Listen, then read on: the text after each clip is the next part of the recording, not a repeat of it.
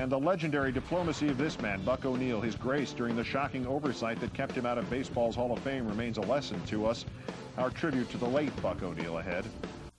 The story is now legendary. Baseball legend John Jordan Buck O'Neil, then aged 93, was walking back to his hotel in New York City about a year ago when he and a couple of friends passed an attractive woman, apparently in her 30s, wearing a bright red dress. The friends entered their hotel, which is when they noticed Buck was no longer with them. He was back down the street exchanging laughs with the woman. When O'Neil returned, they asked him if he knew her. No, he said, but one thing in life, you never pass up an opportunity to talk to a woman in a red dress. Our number one story on the countdown tonight, Buck O'Neil died Friday night from cancer of bone marrow and congestive heart failure, both only diagnosed within the last month. We were privileged to be on the planet at the same time he was. The day Buck O'Neil was born in Carrabelle, Florida, November 13, 1911, William Howard Taft was President of the United States, and Richard Nixon's mother was not yet pregnant with him. Enrico Caruso opened the opera season by singing Aida in New York with Arturo Toscanini conducting, and baseball fans in Philadelphia were still celebrating their Athletics World Series win over the New York Giants, keyed by the amazing performance of third baseman Frank Baker, now nicknamed Home Run Baker, for having hit not one, but 2 home runs in the series. There were, of course, no African-American players in that World Series, nor on any major league team, nor in the minors, nor had there been for 27 years, nor would there be for another 36. And in Carrabelle, Florida, and in Sarasota, where he would grow up, African-American children did not go to the same schools as the white children did, and so Buck O'Neil would not have the chance to go to Sarasota High School nor the University of Florida. His chances would have to come on the celery fields of Sarasota and the baseball fields. Buck O'Neil was a natural first baseman and a natural hitter. Playing ball for a few dollars a game helped him to work his way through Edward Waters College in Jacksonville. And in 1934, he began an odyssey through the segregated Negro Leagues, reaching their big time just in time for their heyday. The Kansas City Monarchs, Satchel Paige and Jackie Robinson among his teammates, and black baseball's first World Series championship among his accomplishments. But he was already 35 when Robinson was chosen to integrate the major leagues and already player-manager in Kansas City. Too late to cross the color line as a player, too soon to cross it as an executive. So instead, he became a developer of player talent. His protégés included Elston Howard, the first black player, later MVP of the New York Yankees, and Ernie Banks, who became Chicago's legendary Mr. Cub. I'm in the Hall of Fame because of Buck O'Neil. I spent many time and many years with him. He's a scout and a teacher. And he saw something in me when I first arrived with the Kansas City Monarchs that I didn't see in myself. And he's that type of person. He can really pull the skills that a person have out. As integration put the Negro Leagues out of business, Buck O'Neil became one of the Major League's first scouts for the Cubs in 1956.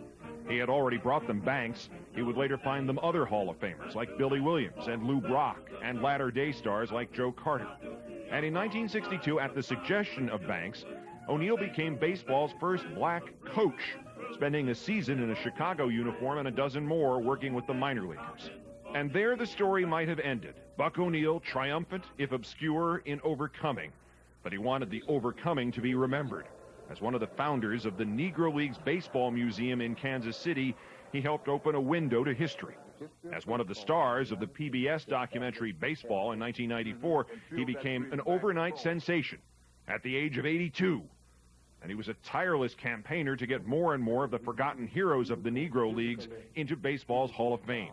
In 2001, baseball finally announced a special committee would convene. It would research all candidates and 5 years later give a simple yes or no vote on each.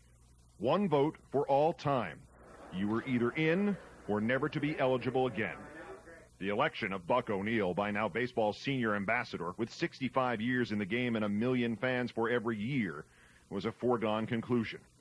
Except when the voting was announced last February, 17 men and women, 2 of them white, had been elected. Buck O'Neil had not. The experts, some with conflicts of interest like books they'd written about their own favorite candidates, others with grudges against the Negro League's museum, turned Buck O'Neil away to their and baseball's eternal shame. Seemingly the only man who did not see it that way, though, was Buck O'Neil himself. Come on, everybody. He volunteered to speak about all those who were voted in at their induction in Cooperstown, New York last July. That month, he became the oldest man to play in a professional game, drawing 2 walks in the All-Star game of the minor league, the Northern League. Throughout the summer, he continued a tireless schedule, crisscrossing the country to attend Negro Leagues commemorations, to speak, to meet fans. And then in August, he checked himself into a Kansas City hospital with exhaustion. I last got the privilege of speaking with Buck O'Neil on March 1st, just after that Hall of Fame vote that broke our hearts, but not his. There are a lot of us in the Buck O'Neil fan club who are or who were really angry or really brokenhearted that the election turned out the way it did, but you very obviously and very publicly are not. Why aren't you? Well, and you know, I'm a little disappointed that I didn't get in, but I think the people that was on that committee that did the voting, they were voting just what they thought it should be. And I can't hold that against anyone. I did have a chance. You know, with if I hadn't had a chance now, I would have been bitter. Just like, oh, I couldn't attend Sarasota High School. They didn't give me a chance. But with this, they gave me a chance to get into the Hall of Fame at Cooperstown. I just didn't make it. What do you suggest those of us who admire you do about our disappointment? Well, and I don't know what you can do, really, as far as me going into Cooperstown. But I tell you, I thank all of you that you feel the way that you feel. And I feel that I could be in Cooperstown. I think I put the numbers down.